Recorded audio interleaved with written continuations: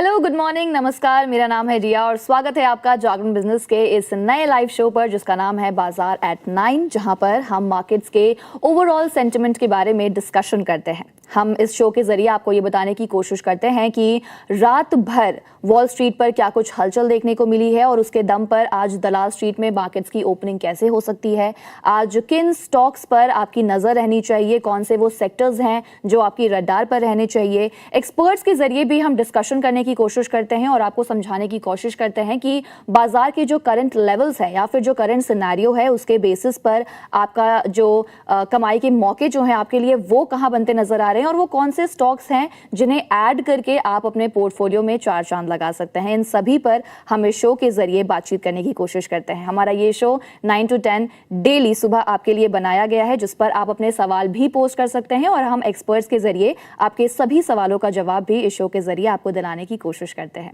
तो चलिए बातचीत का ये सिलसिला और ये पूरा डिस्कशन स्टार्ट करते हैं। और सबसे पहले हम ग्लोबल मार्केट्स की तरफ रुख करेंगे और देखेंगे कि ग्लोबल मार्केट्स में कल रात क्या कुछ हलचल देखने को मिली है। अगर मैं थोड़ी डिटेल आपको दे दूं तो आपको बता दूं कि चिप शेयरों में बिकवाली का दौर देखा जा रहा है। कल की बड़ी गिरावट के बाद कोरिया का बाजार आज भी हमें एक बड़े दबाव में नजर आ रहा है। यूएस में जो नैस्डैक है उस पर भी एक प्रेशर बनता हुआ नजर आ रहा है और अमेरिकी स्टॉक फ्यूचर्स में भी हम एक सुस्ती देख रहे हैं। हुआ ये है दरअसल कि अमेरिका द्वारा जो अमेरिका की जो सेना है उसके द्वारा रोके जाने के बाद तेल की कीमतों में भी हम एक बढ़ोतरी देख रहे हैं। अमेरिका और ईरान के बीच जो युद्ध है वो थमने का नाम नहीं ले रहा है। पहले कुछ बयान ऐसे आते हैं जिससे लगता है कि शायद अब जो युद्ध है वो रुक जाएगा और बाजार को भी ये उम्मीदें नजर आती है कि शायद युद्ध का सिलसिला जो है वो थमने की कगार पर है। लेकिन अगेन फिर से ऐसा कुछ हो जाता है, अमेरिका की तरफ से, ट्रंप की तरफ से कोई बयान आ जाता है जिसके बाद वापस से युद्ध का दौर शुरू हो जाता है और मार्केट्स में भी हम उसका एक सीधा इंपैक्ट देखते हैं। तो हुआ यह है कि अमेरिका और ईरान के बीच एक बार फिर से जो तनाव है वो बढ़ गया है। सैन्य तनाव का सीधा असर ग्लोबल मार्केट्स पर भी देखने को मिलता नजर आ रहा है। ऐसे में हम अपने को एंकर प्रद्युमन की तरफ रुख करेंगे और प्रद्युमन से जानने की कोशिश करेंगे कि वो ग्लोबल मार्केट्स को कैसा देख रहे हैं इस वक्त और ग्लोबल मार्केट्स में उन्हें क्या कुछ हलचल होती हुई नजर आ रही है। प्रद्युमन, हमें डिटेल में बताइए ग्लोबल मार्केट्स के पूरे सिनेरियो के बारे में। गुड मॉर्निंग रिया, गुड मॉर्निंग व्यूअर्स। देखिए, जो चिप शेयर में बिकवाली शुरू हुई थी वो आज भी जारी है और इसी का असर हमने देखा कि कोस्पी 5% टूट गया, सैंडिक्स 14% लुढ़का है। 14% एक बहुत बड़ा नंबर होता है। Micron, SK Hynix, ADR, Seagate, Intel जैसे दिग्गज भी 10% तक नीचे फिसल चुके हैं। कल की बड़ी गिरावट के बाद कोरिया का बाजार आज भी दबाव में नजर आ रहा है। यूएस नैस्डैक में भी काफी प्रेशर देखा जा रहा है। हालांकि डॉ जोन्स है वो करीब 500 पॉइंट के ऊपर बंद हुआ है। निकेई करीब 1.30% की गिरावट के साथ 61,555 के आसपास कारोबार करता दिखा।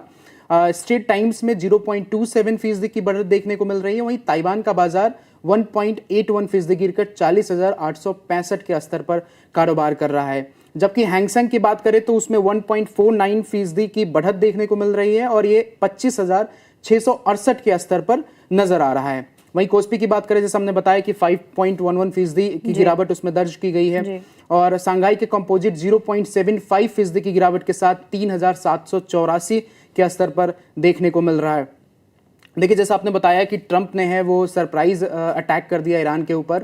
तो कल तक जो ट्रंप कह रहे थे कि हम शांति वार्ता की तरफ जा रहे हैं और उसी की वजह से जो शेयर बाजार में थोड़ी सी मतलब बढ़त देखने को मिली थी और तेल की कीमतों में भी काफी सुधार आया था। लेकिन जैसे ही कल उन्होंने अटैक किया है इसके बाद तेल की कीमतों पर भी असर पड़ा। मंगलवार रात अमेरिकी स्टॉक इंडेक्स फ्यूचर्स में भी सुस्ती देखने को मिली। S&P 500 फ्यूचर्स में कोई खास बदलाव नहीं हुआ है। नैस्डैक 100 फ्यूचर्स सपाट स्तर के आसपास रहे और Dow Jones industrial average futures 38 अंक यानी लगभग 0.1% नीचे आ गए हैं। मंगलवार के रेगुलर सेशन के दौरान डाउ जोन्स इंडस्ट्रियल एवरेज 500 अंकों की से ज्यादा रैली देखी गई उसमें, क्योंकि निवेशक ने आने वाले फैसले से अपनी स्थिति और मजबूत की है। एक अहम जो बैठक है वो होने वाली है फेड की बैठक। तो इसको लेकर के भी बाजार पे जो ग्लोबल बाजार है उस पे भी थोड़ी सतर्कता देखने को मिल रही है। तो over to you Riya. Okay, तो जैसा कि प्रद्युम्न ने हमें बताया कि आज एक बेहद खास दिन है और वो इसलिए क्योंकि आज यूएस फेड की बैठक होने वाली है 29 जुलाई। आज का जो डेट है वो बहुत इंपॉर्टेंट है क्योंकि इसके बेसिस पर मार्केट्स में बहुत बड़ा इम्पैक्ट भी देखने को मिल सकता है, क्योंकि निवेशक इससे जो फेड की बैठक है उससे पहले जो अपना एक ट्रेडिंग पोजिशन है या फिर जो ट्रेडिंग स्ट्रैटेजी है उसमें काफ़ी सतर्क रुख लेकर चल रहे हैं। यहाँ पे हम एक और फैक्टर पे बात करेंगे विच इज़ क्रूड ऑयल, क्योंकि बाज़ारों में जब भी कुछ होता है जो भी हम इम्पैक्ट देखते हैं वो सबसे जो एक फैक्टर है क्रूड ऑयल का, उसका सबसे बड़ा इम्पैक्ट हमको बाजार पर देखने को मिलता है। ऐसे में क्रूड के बारे में बातचीत करना बहुत ज़रूरी हो जाता है यहाँ पे। तो पश्चिम एशिया में जिस तरीके के हालात हमें बनते नज़र आ रहे हैं, जिस तरीके के माहौल बिगड़ते हुए नज़र आ रहे हैं, उसके बाद हमने इसका सीधा इम्पैक्ट जो है वो ग्लोबल ऑयल पर देखा। आज ब्रेंट क्रूड की कीमतें 4% तक बढ़ चुकी है और ये $87 प्रति बैरल के बेहद करीब पहुंच गई है। लेकिन आपको बता दें कि जब हमने लास्ट वीक बातचीत की थी तो हमने आपको बताया था कि किस तरह ब्रेंट क्रूड की जो कीमतें हैं वो लगातार उबाल मार रहा है और 95, 96 के बाद $100 तक क्रॉस हुआ। लेकिन उसके बाद हमने कल ही देखा था कि किस तरह जब अमेरिका की तरफ से ये बयान आया कि वो सफलतापूर्वक जो है वो बातचीत करने की कोशिश कर रहे हैं, सुलह करने की कोशिश कर रहे हैं, उसके बाद हमने देखा कि किस तरह ब्रेंट क्रूड जो है वो नीचे की तरफ आ गया, यानी कि गिरावट देखा गया। लेकिन आज जब फिर से एक सरप्राइज अटैक का बयान आता है अमेरिका की तरफ से, ऐसे में ये काफी जाहिर हो जाता है कि अगेन उस एक स्टेटमेंट का इंपैक्ट हम क्रूड ऑयल पर देखेंगे और आलम ये हुआ कि आज क्रूड ऑयल 4% की गिरावट का शिकार हुआ है। ऐसे में अब हम स्टूडियो में अपने गेस्ट को भी आमंत्रित कर लेते हैं जो हमें और डिटेल में इस पूरे मार्केट के सिचुएशन के बारे में एक्सप्लेन करेंगे। तो हमारे साथ स्टूडियो में जुड़ गए हैं Yogesh Nanda, partner Scalium investment. Yogesh sir, welcome to Jagran business. Hello ma'am, good morning, thank you so much. चलिए, सबसे पहले तो सर मैं आपसे यही बातचीत करना चाहूंगी कि जो आपको करंट मार्केट का पूरा सिचुएशन होता नजर आ रहा है, चाहे वो ग्लोबल मार्केट का सिचुएशन हो, क्रूड ऑयल जिस तरीके से रिएक्ट कर रहा है, जो हम सीधा इम्पैक्ट डॉलर और रुपए पे देख रहे हैं, गोल्ड और सिल्वर पर देख रहे हैं, इस पूरे ओवरऑल पर्सपेक्टिव के बारे में आपसे बात करना चाहूंगी कि आपको ऐसे बाजार कैसे लग रहे हैं, आपको क्या कुछ उम्मीदें नजर आ रही हैं, क्या आज बाजार पॉजिटिव नोट में ओपनिंग हो सकती है बाजार की? जैसे आज गिफ्ट निफ्टी दिखा रहा है, we might open gap up, Okay. But मैं शॉर्ट टर्म के बदले थोड़ा सा मिड टर्म बात करना चाहूंगा। If we look at current market scenario, so being a option trader, मैं एक नोट कर रहा था, last 4 expiries have been around same level. So जो 24,000 का एक मैग्नेट लेवल है, हम लोग वहीं पे स्टक है। And looking at the crude movement, एक एक्सपेक्टेशन लग रहा है जैसे maybe 100 could be major resistance for crude, वहां से एक next move on down side आ सकता है। And maybe probably within 1 or 2 months India में एक रैली देखने मिल सकता है। अब उसका one logic is, after the major correction we have seen recovery and एक कंसोलिडेशन देखने मिला है। And obviously before any major move, this consolidation is a positive thing. Hoping 24,500 level के ऊपर अगर निफ्टी क्रॉस करेगा, we might start a rally towards maybe 25,400, 25,500 level. So yes, for 3 months my view is positive, and yes, current view is sideways or range bound market. Okay sir. इसी के साथ मैं gold silver पर भी एक बार आप लोगों का ध्यान आकर्षित करना चाहूँगी कि क्योंकि आज जो है वो आज का दिन मैंने जैसा आपको बताया कि बहुत इंपॉर्टेंट है, क्योंकि अमेरिका फेडरल रिजर्व की जो मॉनेटरी पॉलिसी है उसकी बैठक होने वाली है और लगातार निवेशक जो है वो सतर्क रुख अपना रहे हैं। डॉलर की मजबूती से हम गोल्ड पर भी एक दबाव देख रहे हैं, इनफैक्ट चांदी पर भी दबाव देखने को मिल रहा है। अगर हम गोल्ड की थोड़ी डिटेल दें आपको, तो एक दिन की उछाल के बाद आज दूसरा दिन है जब इसकी चमक फीकी पड़ी हुई नजर आ रही है। पिछले सेशन में गोल्ड में 1.1% की गिरावट आई और शुरुआती कारोबार के बाद ये अराउंड $4,020 प्रति ऑन्स के आसपास ट्रेड करता हुआ नजर आया। यहाँ पे एक बहुत इंपॉर्टेंट चीज मैं आपको बताना चाहूंगी और वो ये है कि 5 महीने पहले जब यूएस और ईरान के बीच ये वॉर का सिलसिला चालू हुआ था, तब से लेकर अब तक सोने में लगभग 25% की बड़ी गिरावट हम देख चुके हैं। मिडिल ईस्ट में तनाव फिर से बढ़ने के कारण अमेरिकी डॉलर जो है वो 1 महीने के उच्चतम स्तर पर भी पहुंच चुका है और इसी के साथ जो महंगाई के आंकड़े हैं वो उम्मीद से कम आने के बाद जो ऑस्ट्रेलियन डॉलर है उसमें भी एक गिरावट आई है, जिससे रिजर्व बैंक ऑफ ऑस्ट्रेलिया जो है वो अपनी ब्याज दरें जो बढ़ाने की जो संभावना है वो कम होती नजर आ रही है। ऐसे में सर इस पर आपका क्या कहना है, इस पूरे सिचुएशन पर आपका क्या पॉइंट ऑफ व्यू बनता है? सो अगर फेड रेट की बात करें, आज एक्सपेक्टेशन है 70% probability that pause may be hike नहीं हो। गोल्ड सिल्वर की अगर बात करूं मैं, आफ्टर दैट स्टेलर रैली यहाँ पे हमें एक पॉज देखने मिला है, and current chart also indicate immediately कोई अपसाइड मूवमेंट नहीं लग रहा है। We are at major support level in gold, specially जो 3800 का लेवल है, 3900 का लेवल है, that is a major support.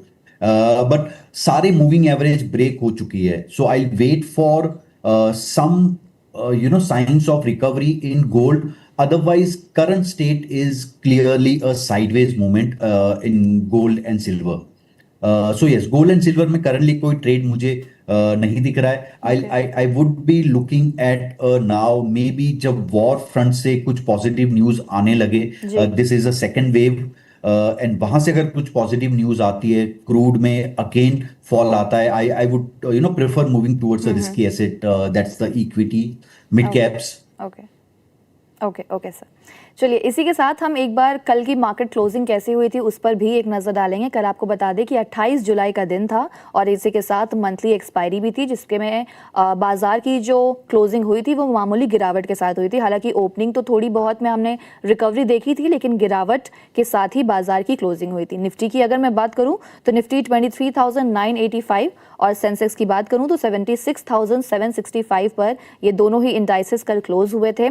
Intraday के दौरान निफ्टी ने 24,041 का हाई बनाया था और 23,954 का निफ्टी ने इंट्राडे के दौरान अपना लो बनाया था। हालांकि क्लोजिंग इसने 24,000 के नीचे ही दिया था, लेकिन अगर मैं सेक्टोरल फ्रंट पर देखूं, यानी कि वो सेक्टर्स जिन्होंने अच्छा परफॉर्म किया या वो सेक्टर्स जिन्होंने बेहद खराब प्रदर्शन दिया, तो उनमें पहला तो है आईटी स्टॉक्स, क्योंकि आईटी स्टॉक्स में कल हमने क्या गजब का कमबैक देखा था, एक तूफानी तेजी नजर आई आईटी स्टॉक्स ने। निफ्टी आईटी इंडेक्स में 3.25% की मजबूती दर्ज की गई और इसके अलावा ऑटो, फार्मा और रियल्टी स्टॉक्स में भी शानदार बढ़ोतरी नजर आई। रियल्टी स्टॉक में भी 2.25% की मजबूती दर्ज की गई और सबसे ज्यादा एफएमसीजी में 1.4% की गिरावट दर्ज की गई, यानी कि ये सबसे पिटा हुआ सेक्टर कल हमें नजर आया। इसके अलावा फाइनेंशियल्स, मेटल्स और पीएसयू बैंक में भी हमने कल कमजोरी देखी थी।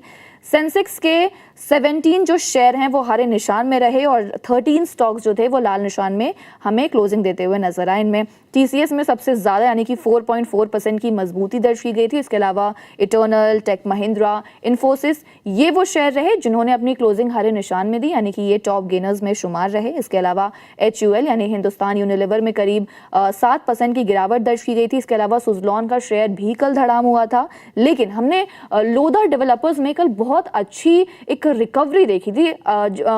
लोधा डेवलपर्स का जो स्टॉक था वो एक्चुअली उनके तिमाही नतीजों के अनाउंसमेंट के बाद 8% तक चढ़ गया, लेकिन इसके अलावा BEL के शेयर में भी हमने 4% की कमजोरी देखी थी। ये पूरा ओवरऑल जो था ये कल के मार्केट का सिनेरियो था। ऐसे में सर मैं आपसे जानना चाहूंगी कि आज निफ्टी और बैंक निफ्टी के लिए आपका क्या कुछ आउटलुक बनता है, क्या कुछ सपोर्ट लेवल रहेगा, रेजिस्टेंट लेवल रहेगा, आप हमें एक बार वो बता दीजिए।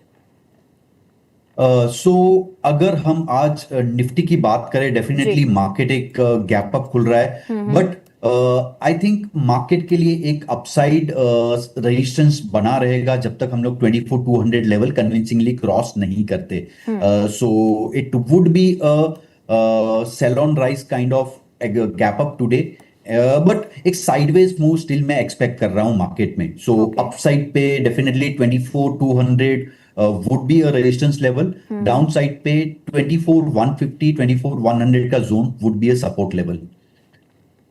And so Bank Nifty? So Bank Nifty would be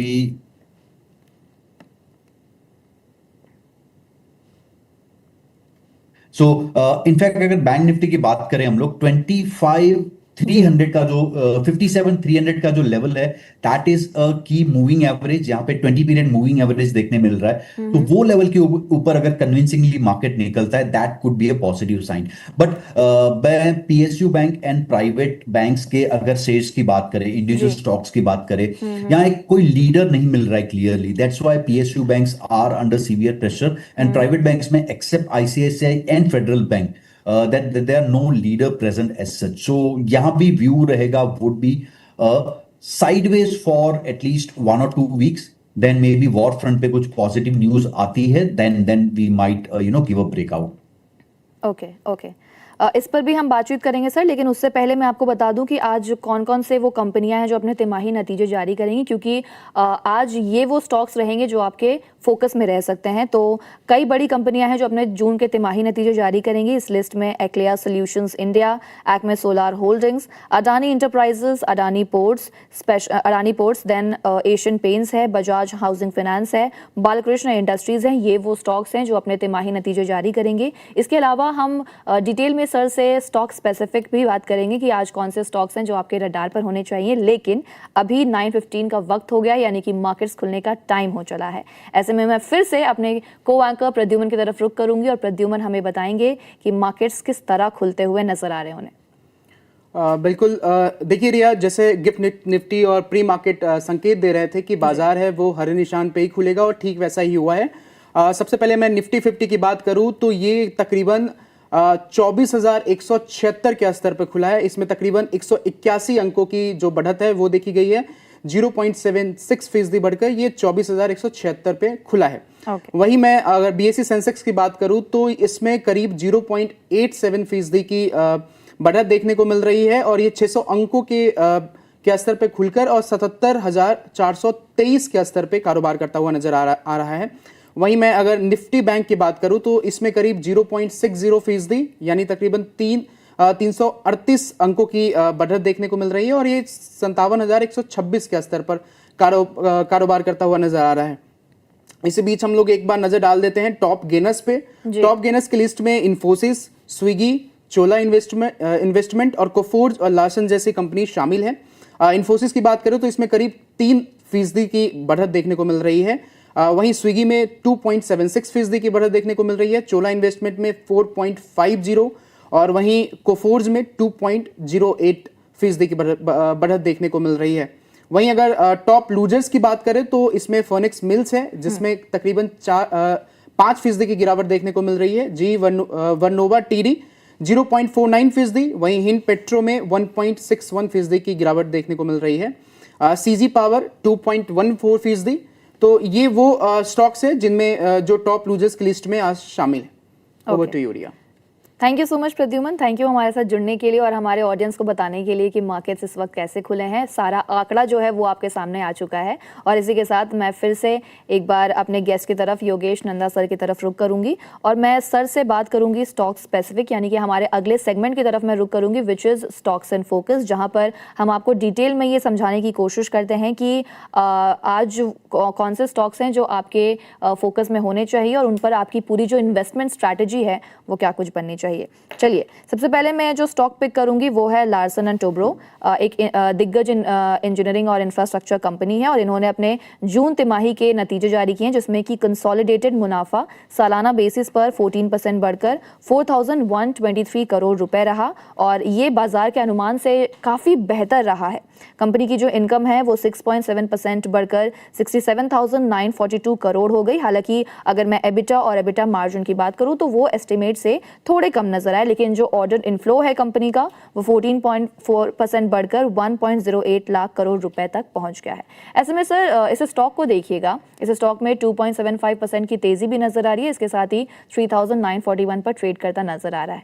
ऐसे में इसके चार्ट आपको कैसे लगते हैं? अगर किसी को फ्रेश एंट्री करनी हो तो क्या वो कर सकता है? क्या आप इस पे खरीदारी की सलाह देंगे या फिर इसे अवॉइड करना चाहिए? सो अगर एलएनटी की बात करें, चार्ट क्लियरली अभी साइडवेज मूवमेंट में है and if we look at the weekly chart, ये एक जो रेंज है लास्ट 3 मंथ्स का उसके बॉटम पे है। सो अगर ये आज सस्टेन करता है मार्केट, स्पेशली एलएनटी 3,900 लेवल के ऊपर, I think 4,200 could be the target for this, and the way it's capped up with volume, ये डेफिनेटली यहाँ पे देखना चाहिए ये stock. But I am not looking at the great major move, it would be a small trading move of 5 to 7%। Okay sir, इससे जुड़ा एक सवाल भी आया हमारे पास जो कि अथर्व बैनर्जी हमें लिखते हैं। वो बोलते हैं कि एलएनटी उनके पास 3,760 के भाव पर, और वो आपसे जानना चाहते हैं कि इस पे एवरेज कितना पे हम कर सकते हैं और टारगेट क्या हो सकता है मिड टर्म परस्पेक्टिव से।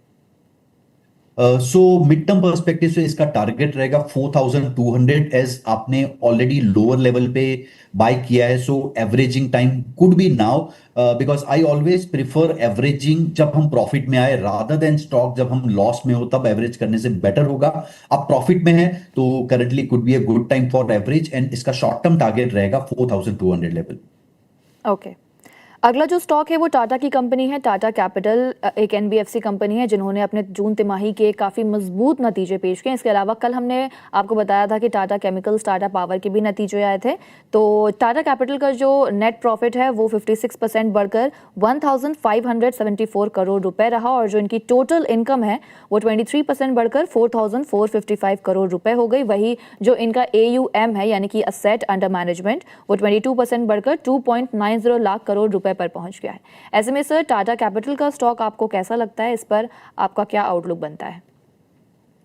सो टाटा कैपिटल अगर हम लॉन्ग टर्म टारगेट्स की बात करें, डेफिनेटली ये स्टॉक अक्टूबर 25 के बाद एक कंसोलिडेशन मोड में रहा है। मल्टीपल टाइम स्टॉक ने 365 लेवल क्रॉस करने का ट्राई किया बट इट फेल्ड। बट इस बार लग रहा है ये लेवल क्रॉस अगर हो जाएगा, यहाँ पे अगर सस्टेन होता है stock, this could be start of a new bull run for this stock. एक लंबे कंसोलिडेशन के बाद निकल रहा है, सो यस व्यू मेरा पॉजिटिव रहेगा ये स्टॉक पे, and this level is good for a breakout trade.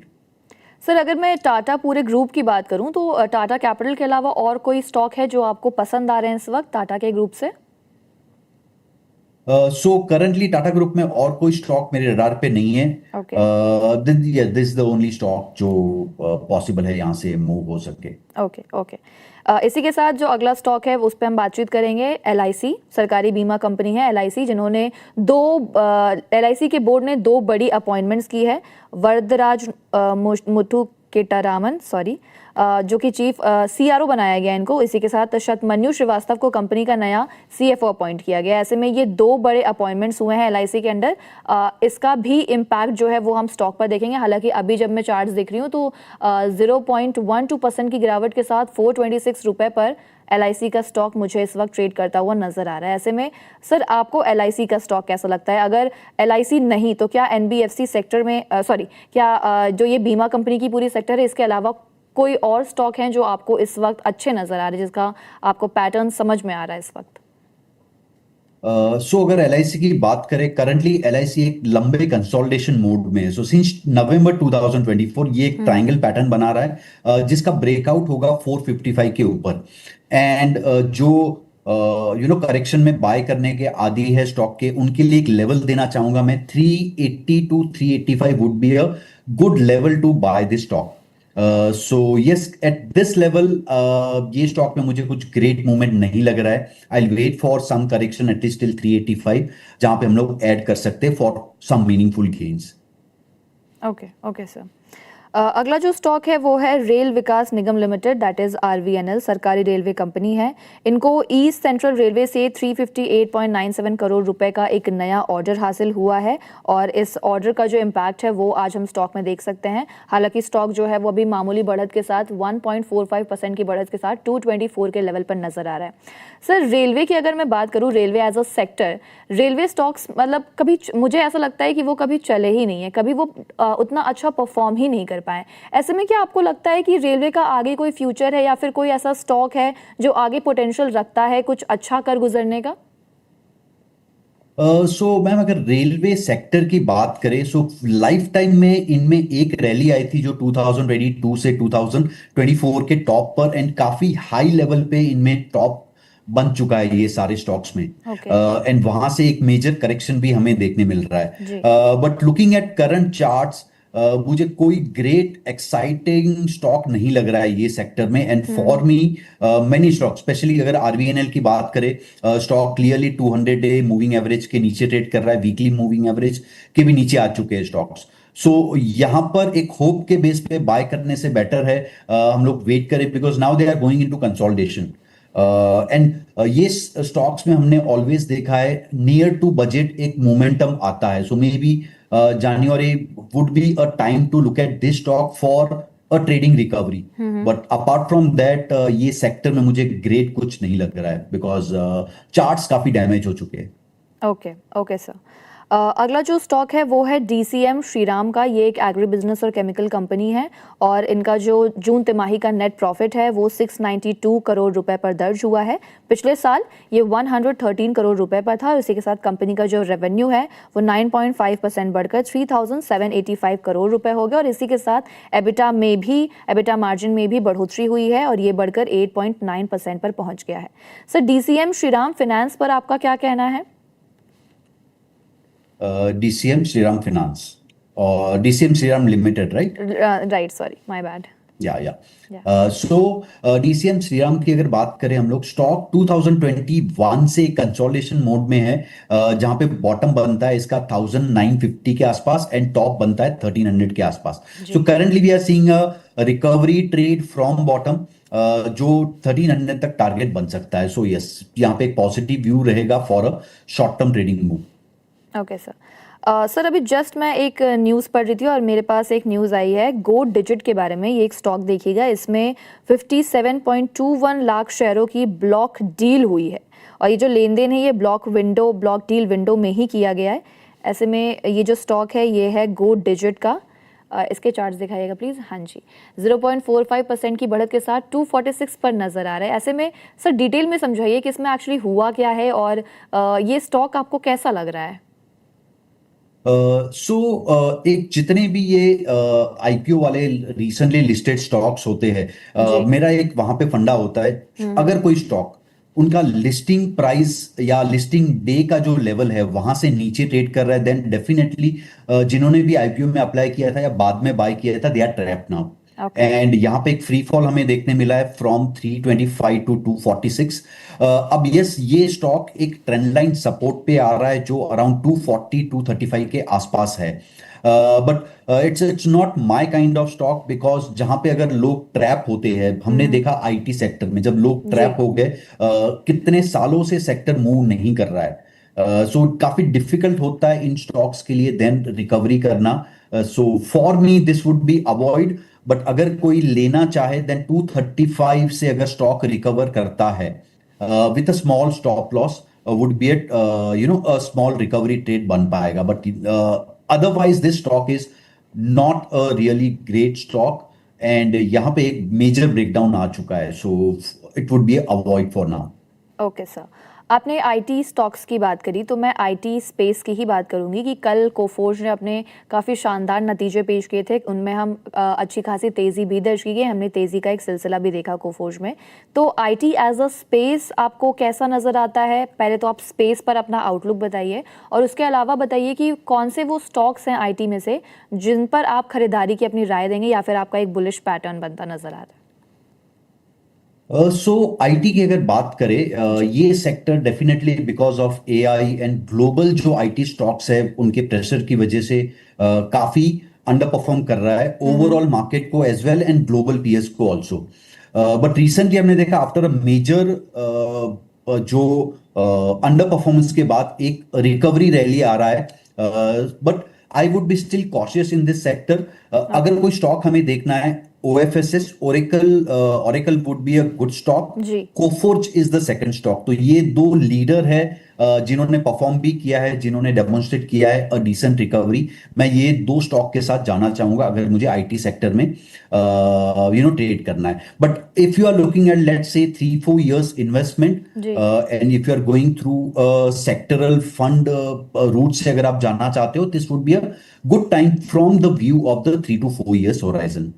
Okay, for entire sector as such. Okay sir, अगला जो सवाल है सर वो मैं बैंकिंग सेक्टर से लूंगी। PSU वर्सेस प्राइवेट, आपको दोनों में से कौन ज़्यादा आपको पोटेंशियल दिखता हुआ नज़र आ रहा है? और अगर मैं PSU की बात करूं तो वो कोई दो स्टॉक बताइएगा जो आपके फोकस में है इस वक्त या आपको पसंद आ रहे हैं, और दो प्राइवेट की बात करेंगे हम, तो two stocks for PSU and then 2 stocks for private. अगर ये स्पेस की हम लोग कंपेयर करें, प्राइवेट सेक्टर मुझे बेटर लग रहा है। प्राइवेट सेक्टर के दो स्टॉक होंगे, Federal bank and ICICI bank. And if we talk about the PSU sector, यहाँ पे एंटायर सेक्टर एज सच उतना ग्रेट नहीं लग रहा है, बट अगर एक स्टॉक की मैं बात करूं, JNK bank and Indian bank, so ये दो स्टॉक इंप्रेसिव लग रहे हैं from current level. Okay sir, एक सवाल भी हम ऐड कर लेते हैं इसमें। राजीव कुमार जो हैं वो आपसे जानना चाहते हैं एप्रन के बारे में। उनके पास 184 है और इंडियन रतन एंटरप्राइजेज है इनके पास। तो दो स्टॉक्स है, apron and Indian Ratan enterprises. Apron, APRON। Blue apron holdings, I think यही पूछना चाहते हैं। Blue apron holdings, I can't find. No worry sir, हम दूसरा स्टॉक ले लेते हैं। दूसरा है Indian Ratan enterprises. Indian Ratan, it must be Ratan India. Ratan India enterprises, right. मैं अभी देख रही थी, NSE कोड है RTN। Ratan India ji. Enterprise, yes. ये स्टॉक स्ट्रिक्टली अवॉइड रहेगा, looking at the volatility and the movement of these two stock, specially Ratan India, Ratan power. मैं ये अवॉइड करने की सलाह दूंगा, ये दोनों स्टॉक्स, बिकॉज काफी वोलेटाइल स्टॉक्स है एंड टॉप पे एक काफी वॉल्यूम के साथ डिस्ट्रीब्यूशन हो चुका है, सो डाउनसाइड ट्रेंड ही लग रहा है ये स्टॉक्स में मुझे। Okay, okay sir. अगला जो सवाल है वो है सुब्बू घोष की तरफ से। सुब्बू घोष आपसे पूछना चाहते हैं गोल्डियम इंटरनेशनल 375 पर है उनके पास। इंडियन बैंक जो है वो 870 है। प्लीज टारगेट गाइड कीजिए, when to average and targets for short and mid term. So अगर गोल्डियम की बात करें, स्टॉक होल्ड करने की मैं सलाह दूंगा, काफी अच्छा ट्रेंड बन रहा है। अगर इसे एवरेज करना है, अगर आपका प्राइस लोअर प्राइस है, then I think 325 would be a good level, जहां पे एक अच्छा सपोर्ट डेवलप हो रहा है। इसके टारगेट्स होंगे 425 would be my first target, and अगर वो ब्रेकआउट होता है then 510 would be the next target. Okay, अगला जो स्टॉक था सर वो एंड था इंडियन बैंक, 870 पर ले रखा है उन्होंने। इंडियन, सो इंडियन बैंक अगर बात करें, जी। काफी पॉजिटिव चार्ट बन रहा है, डेफिनेटली बैंकिंग पूरा कंसोलिडेशन में, so this stock is also in consolidation. But यहां पे मैं 870 लेवल अगर क्रॉस करता है, that would be a good level to pyramid the stock, and 995,000 तक का टारगेट यहां पे बन रहा है within a 6 months period. Okay, अगला जो सवाल है वो आया है गोविंद नारायण की तरफ से। वो आपसे जानना चाहते हैं, dear sir please give a view on HUL share for 1 month. So 1 month HUL, definitely मेरा view is not positive, because यहाँ पे एक वॉल्यूम के साथ कल ब्रेकडाउन देखने मिला है। ये स्टॉक जो 2100 लेवल पे काफी टाइम से सपोर्ट ले रहा था, now finally it's giving up that level, so view मेरा नेगेटिव रहेगा, and possible target would be for 1 month 1900 to 1850। Okay sir, Pintu Kumar आपसे जानना चाहते हैं बंधन बैंक के बारे में। उनकी जो बाय है वो है 205 and new India insurance company ले रखा है उन्होंने 207 पर। तो इसका क्या टारगेट होगा, क्या इसमें एवरेज करे या नहीं सर, प्लीज मुझे बताइए। सो बंधन बैंक में एडवाइस करूंगा एवरेज नहीं करना चाहिए, because the kind of weekly candle जो बना है from 212 to 165, that is not looking very good, and यहां पे मुझे 140 का टारगेट नजर आ रहा है, may be with in a period of 2 to 3 months। सो कोई भी रिकवरी अगर आती है, मे बी टिल अराउंड 185 या 180 level, that would be a level to exit, because ये स्टॉक का मुझे ग्रेट शॉर्ट टर्म फ्यूचर तो नहीं लग रहा है। Second is NI new India assurance, जी NIACL, जी। Yeah so NIACL currently is in sideways trend, chart काफी टाइम से कंसोलिडेट कर रहा है, यहां पे real breakout would come in about 215 level, okay, but yes bottom पे भी 145 पे अच्छा सपोर्ट भी है, सो ये आपको अगर हायर लेवल पे बाय किया है, आपको होल्ड करना चाहिए, आपका प्राइस आ सकता है within a few months. Okay.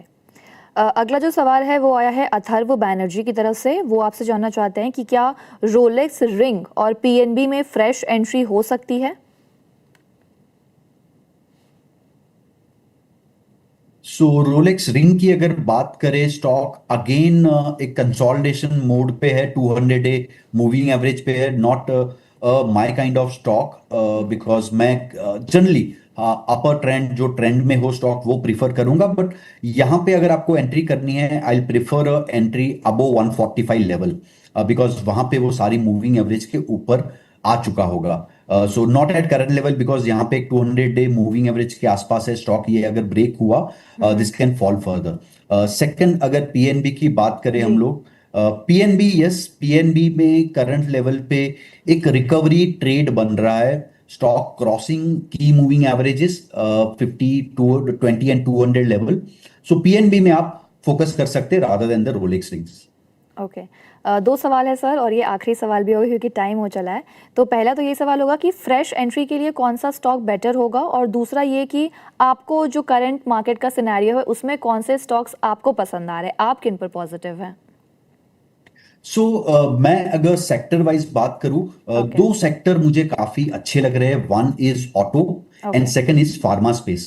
So pharma space में I always prefer a stock जो constantly even in a bad market अच्छा परफॉर्म कर रहे हो, and we have seen Laurus lab, Alkem, ये दो स्टॉक है जो काफी अच्छा परफॉर्म कर रहे हैं, यहाँ पे मुझे एक अच्छा ट्रेंड दिख रहा है। सेकंड, ऑटो स्पेस में मैं प्रेफर करूंगा Bajaj auto and TVS, and auto ancillary में Bharat forge would be my top pick, because Bharat forge मुझे काफी अच्छा टारगेट यहां से लग रहा है। एक मिड कैप स्टॉक मैं डिस्कस करना चाहूंगा। अगर हम आरके फोर्जिंग देखें, काफी अच्छा कंसोलिडेशन के बाद यहां पे एक ब्रेकआउट आ रहा है। So if we have a view of 3 to 6 months, यहां पे एक डिसेंट ट्रेड बन सकता है। Okay sir. सर, जाने से पहले अपना एक डिस्क्लोजर दे दीजिए प्लीज। सो इसमें से काफी स्टॉक्स में मेरा पर्सनल इन्वेस्टमेंट भी है, मेरे क्लाइंट्स का इन्वेस्टमेंट भी है, जो this is just my view and not a recommendation to buy और सेल द स्टॉक्स। चलिए, thank you so much sir, हमारे साथ जुड़ने के लिए, अपना कीमती वक्त निकालकर आपने जागरूक बिजनेस के साथ बातचीत की, उसके लिए बहुत बहुत शुक्रिया आपका। Thank you so much ma'am, thank you so much. Thank you so much sir, have a good day.